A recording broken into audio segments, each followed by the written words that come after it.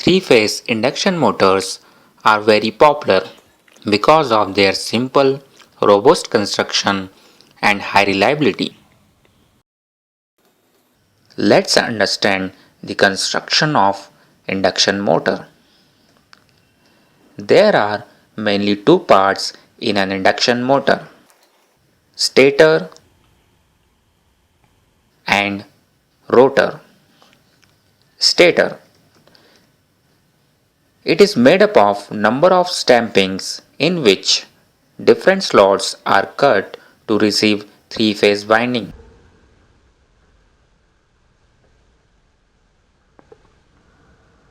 which is connected to three-phase AC supply. The three-phase windings are arranged in such a manner in the slots that they produce a rotating magnetic field after AC supply is given to them. Usually, windings are kept at different pitch circle. The windings are wound for a different number of poles depending upon the speed requirement, as speed is inversely proportional to the number of poles, given by the formula Ns is equals to 120 F upon P, where Ns is equals to the synchronous speed, F is equals to frequency, and P is equals to number of poles.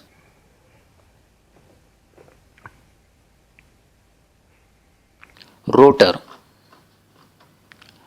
Rotor consists of cylindrical laminated core with parallel slot that carry conductor bars. Conductors are heavy copper or aluminum bars which fit in each slot. These conductors are braced to the short circuiting end ring. The slots are not exactly made parallel to the axis of the shaft but are slotted a little skewed for the following reason. Number 1. They reduce magnetic hum or noise. Number 2. They avoid stalling of motor.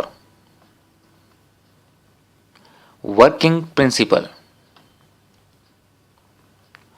When three-phase supply is given to the motor, the resulting current generates a magnetic flux phi. Due to the switching sequence of three-phase current in RYB, the generated flux rotates around the rotor conductor.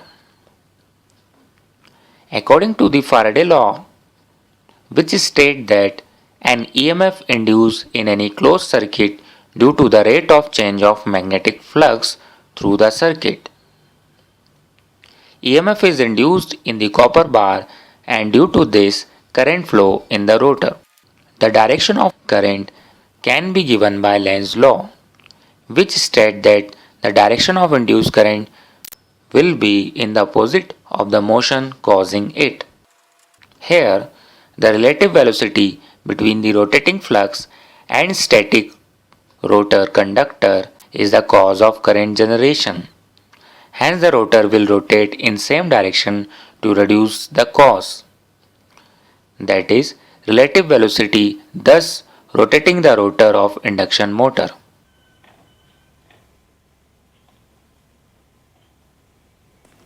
Therefore, in this process, poles are induces on the surface of the rotor, and these poles always try to catch opposite poles which are rotating on the stator periphery.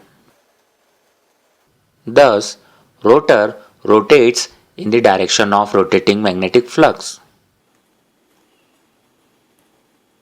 Rotor poles always try to catch the rotating poles on the stator frame, but they cannot achieve the same speed, because if rotor is able to rotate at same speed, there will be no relative motion between the stator poles and rotor poles, and hence there is no change in flux experienced by the rotor, and in that case EMF induced on the rotor conductors will be zero.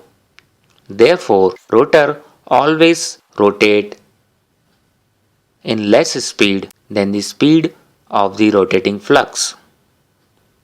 This process continues until the supply is given to the stator winding. So, in this way, induction motor works. We will discuss it in more detail in our upcoming videos. Hope now you have basic idea about how induction motor work. If you like the video, please like, share and subscribe. Thank you.